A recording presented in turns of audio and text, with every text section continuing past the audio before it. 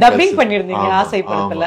அப்போ சோ அந்த ஆசை படத்து டப்பிங்க்கும் இந்த அசலுக்கு நடுவுல வந்து ஒரு வாட்டி அவர் தான் ஞாபகப்படுத்தினார். இந்த மாதிரி நான் பண்ண நீங்க பையன் வந்து என்ன செருப்பு போட்டிருக்காங்க, குளிரா இருக்கு, ஷூ கொடுங்க அப்படின்னு சொல்லி நான் சொன்னேன்னா எனக்கே மறந்து போச்சு. சோ நான் நினைச்சேன் பரவாயில்ல இவ்வளவு ஞாபகம் வச்சுட்டு இருக்கா அப்படின்னு சொல்லி. ஆனா I love his character, very simple, very down to earth. And Asal வந்து நான் டப்பிங் பேசுறதுக்கு அப்புறம் நான் டப்பிங் பேசுறப்ப சொன்னேன், பையன் வாய்ஸ் நல்லா இருக்கு, ஏன் வந்து என்ன பேச சொல்றீங்க அப்படின்னா, இல்ல கொஞ்சம் தமிழ் டிக்ஷன் கொஞ்சம் சரியில்லை அப்படின்னாங்க. சரி பண்ணிக்கலாமே, வசந்த் சார் சொன்ன விஷயம், சரி பண்ணிக்கலாமே அப்படின்னு ஃபீல் பண்ண. பட் எதுக்கு நம்ம டைரக்டர் விஷன்ல நம்ம எதுக்கு குறுக்க வருது அப்படின்னு சொல்லிட்டு நான் பேசிட்டேன். பேசினதுக்கு அப்புறம் அஜித் தானாவே வந்து அதுக்கப்புறம் ஒரு சந்தர்ப்பத்துல திருப்பதி நான் தரிசனத்துக்கு போயிட்டு இருக்கேன், ஒரு தரிசனம் முடிச்சு வந்துட்டு இருக்காரு. அந்த இடத்துல ஒரு டிஃபன் சாப்பிட்ற ஒரு ஹோட்டல்ல அவரா வந்து தேங்க்யூ, இந்த மாதிரி டப்பிங் நல்லா பேசுனீங்க, படம் சக்சஸ் ஆச்சு அப்படின்னு சொன்னாரு. ஒரு நல்ல படம் அஜித் சாருக்கு இல்லையா, ரொம்ப ஒரு டிஃபரெண்டான ஒரு கேரக்டர் அதுல வசந்த் சார் டைரக்ஷன்ல. பட் அந்த படத்துல அஜித் சாரோட வாய்ஸ் வந்து அது சுரேஷ் சாரோட வாய்ஸ் தான் அப்படிங்கிறது இப்பதான் எங்களுக்கு தெரியுமே. ரொம்ப அழகா ஆப்டா பொருந்தி இருந்தது. நல்ல செட் ஆச்சு. அதுவும் நான் பர்சனலா ஃபீல் பண்ணேன். நான் வந்து நாகார்ஜுன பேசியிருக்கேன், இந்த மாதிரி ஒரு 2-3 ஹீரோ பேசியிருக்கேன். நீங்க ஆக்டர் அண்ட் டப்பிங் ஆர்டிஸ்ட் அப்படிங்கறதே நிறைய பேருக்கு தெரியாது.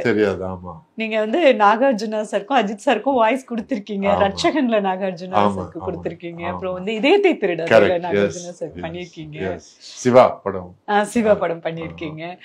அஜித் சாருக்கு ஆசை படத்துல வந்து வாய்ஸ் கொடுத்ததுல ஏதாவது டயலாக்ஸ் பேசலாமா, ஞாபகம் இருக்கா? இப்போ ஒண்ணுமே ஞாபகம் இல்லை, பிளாங்க். என்னோட டயலாக படம் நடிச்சு முடிச்சதுக்கு அப்புறம் நான் மைண்ட்ல இருந்து எடுத்துருவேன். ஏன்னா I don't like carrying baggage. ஏன்னா நேத்தோட முடிச்சிடணும்.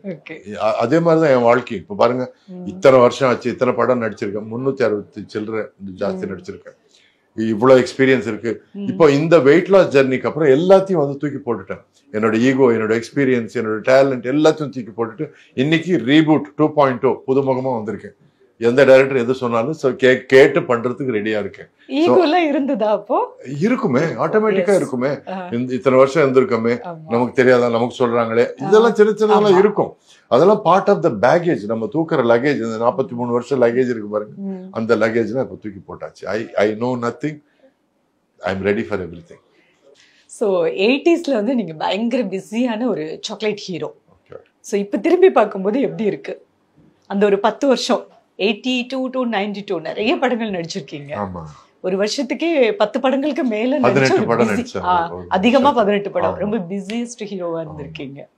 அந்த நேரத்துல வந்து தெரியல, பொம்பரம் மாதிரி ஓடிக்கிட்டே இருந்தோம். ஸோ தெரியல, நான் நடிச்ச படங்கள் வந்து அந்த பாட்டுகள் கேட்கிறப்போ நம்ம உழைப்பு தான் ஞாபகம் வந்தது, அந்த டைரக்டரோட திட்டு தான் ஞாபகம் வந்தது, அப்புறம் அது மறுபடியும் ரீடேக் பண்ணதான் ஞாபகம் வந்தது. ஸோ அதை அவ்வளவு ரசிக்க முடியல. பட் இப்போ ஒரு லாஸ்ட் 10 இயர்ஸா தான் மறுபடியும் அந்த பாட்டுகள் கேட்கிறப்போ wow, what an experience, what did I miss, and மறுபடியும் கேட்க ஒரு ஃபீலிங். அதுவும் Raja sir, Ilaiyaraaja sir songs வந்து சாயந்தரம் ஒரு 8 மணி தாண்டினா அவர் சாங் தான் நமக்கு வந்து போதை மருந்து மாதிரி. So even now night time வந்து நீலாவே இது